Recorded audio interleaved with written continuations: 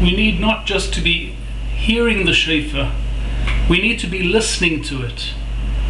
Because the function of the shofar is to wake us up. We have to a certain degree a heaviness, a sadness, and we need instead to be blossoming, to be growing, to be developing. And this is what the shofar can do for us. It can awaken us, it can help us to reach our potential. There's a beautiful idea contained in the idea of the shofar. You see, the shofar sound is produced by a blower who blows through it with his breath.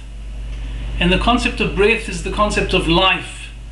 You can have a person who's fully formed, beautifully formed, all his organs are intact, but if he's not breathing, he's not alive.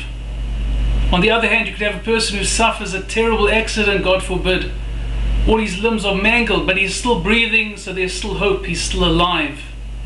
So breath is the symbol of life.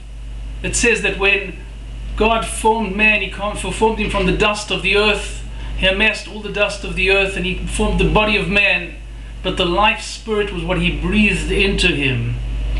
And breath, the breath that comes from the heaven, is not just life, it's also inspiration, it's also guidance. Because we have people that are alive, that are just about alive, and that we have people who are more alive, really alive. And that life comes from inspiration, it comes from thoughts. And we can tap into the message. There's messages being related, being transmitted to us from the heavens. It's not just the life force they're giving us. They're sending us a message how we can be more alive. And therefore, when we're listening to the shofar, let's listen with a deeper ear.